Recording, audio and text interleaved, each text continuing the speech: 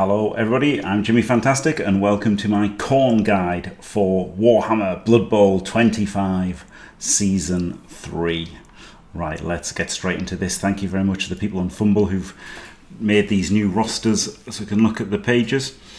Right, what a Khorne. Well, he's the god of blood, isn't he? And these are all chaos, blood, beast, blood monster, blood spawn things.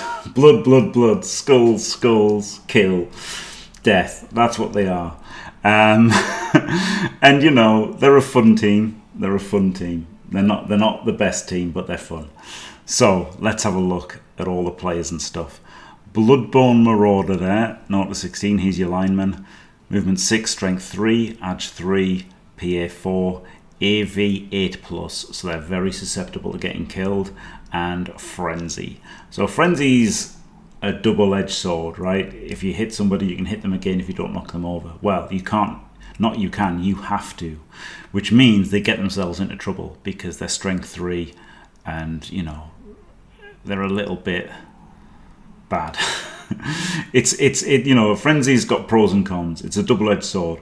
Doesn't really make sense why that's good and bad, does it? A double-edged sword just seems twice as good. But this is what it is, you know. It's got pros and cons having Frenzy. They've got general and mutations on primaries, agility, devious, and strength on secondaries, and they cost 50k. So really, they just want wrestle or block as the only skills, and then stats. They're not going to get many levels, right? The funny thing is now, linemen in this edition are hardly going to get any skills, right? Because you're just going to choose the MVP to go on your positionals, and you're hopefully not going to score on them very much. And I guess they'll make the odd casualty, but they're not going to get super amount of skills. They're probably going to go wrestle, though. These guys are going to be wrestlers because, you know, you can't afford too many elite skills on the team. Now, Khorne Go. These are a hell of a player now, by the way. These are really good. Movement 6, Strength 3, Edge 3+, PA 4+, AV 9+. So that's like a human lineman, right? And then for 20k, they get horns, juggernaut, jump up, and thick skull. That's crazy. That's absolutely crazy.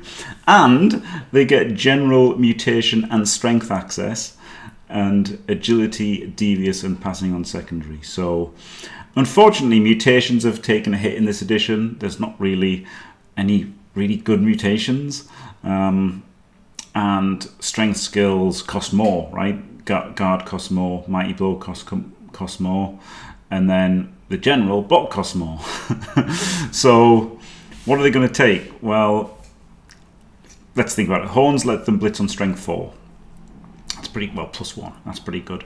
Juggernaut means that if they roll both down, they don't go down, and they can turn it into a push on a blitz. They can turn both down into a push on a blitz. So these are like your reliable blitzers. You know, you're only failing 1 in 36 times instead of 1 in 9 times on a blitz. So these at team creation, they're your reliable blitzers. We've got jump up, lets you jump up for free, stand up for free, and sometimes block. And you know, but it's kind of like being movement 9 if you're knocked over, so really quite good. Thick skull keeps them on the pitch more. So they're really, really good players, but what do they want? You know, probably block and stats. Maybe one takes tackle, right? Maybe have like block, mighty blow, tackle on one of them, but mostly just stats because they're going to be your ball handling people, right? So you probably just want both of them to have stats. You want them both to have like movement 7 and strength 4 and edge 2+, you know.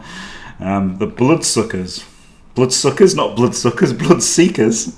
They're all blood something. You get 0 to 4 of these guys, and they're like Chaos Warriors, but better and worse. Movement 5, strength 4, only edge 4+, PA 6+, AV 10+, and Frenzy. So they're like they're an unagile Chaos Warrior, but they start with Frenzy, and Frenzy's really good. 105, so they're more expensive than a Chaos Warrior. They don't have armbar, oh no. They've got general mutation strength on primaries and agility and devious on secondaries. So they are looking at getting block. They need block so bad.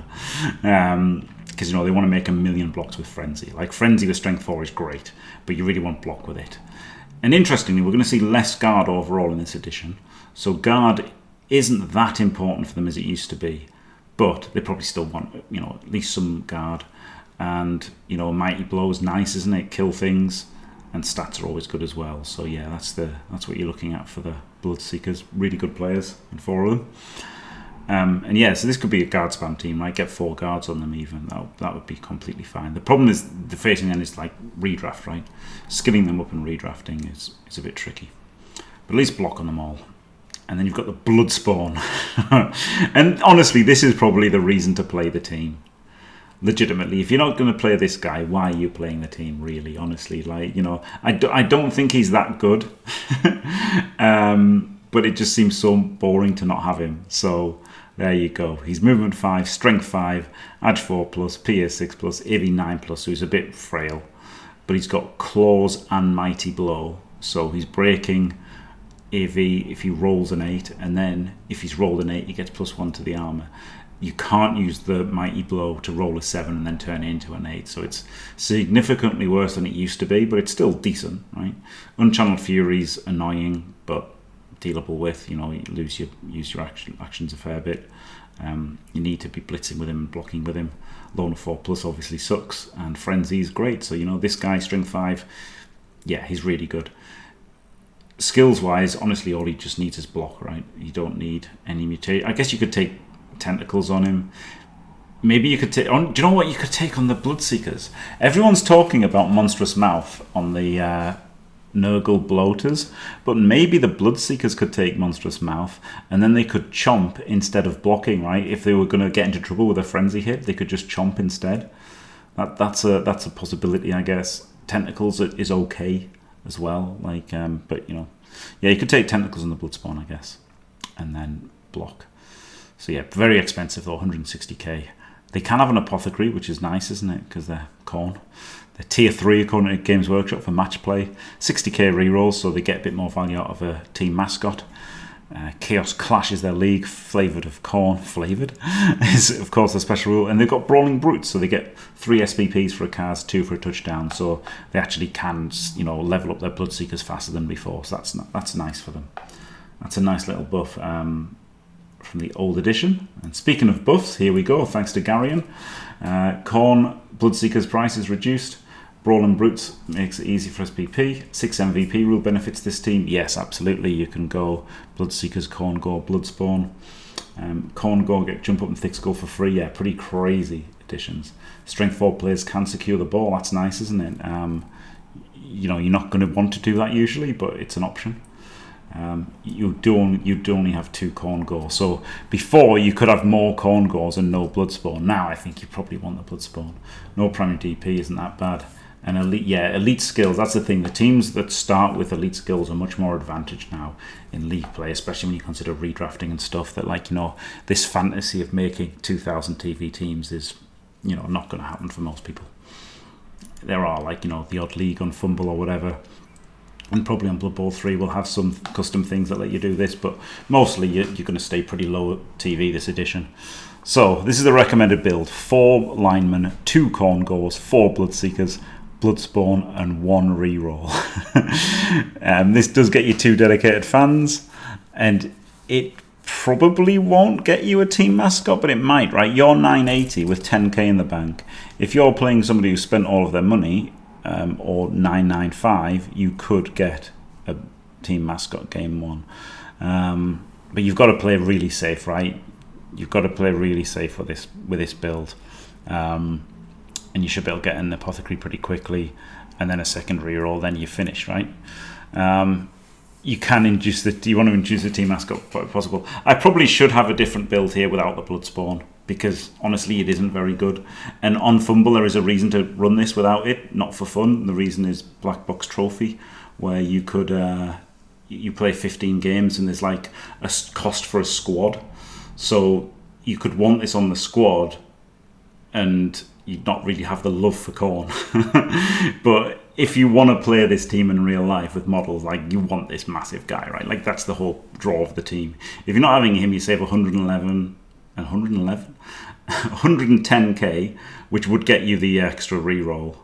And then you would definitely have enough for the team mascot. So then you'd have 2.5 rerolls, which would be decent. But Also, or you could just you could also swap him for two linemen, right, and the reroll, and then you'd have 12 players. Or you could swap him for an apothecary and a lineman and a reroll. So you've got options. You've got options there. But I think if you're playing this team, you're playing it to get a Bloodspawn. If you're not playing this team to get the Bloodspawn, you probably shouldn't be playing it, because that's where the fun is, smashing people with your big guy. That's what I think anyway. And if you're one of the people that gets fun without him, then fair enough, right? You can just not run him, and you can get a reroll, and you can get an apothecary probably. And then that'll be fine. It'll be fine. Just, maybe not as fun. Right, there you go. Thanks for watching, everybody. Don't forget to leave a like and subscribe, and stay fantastic.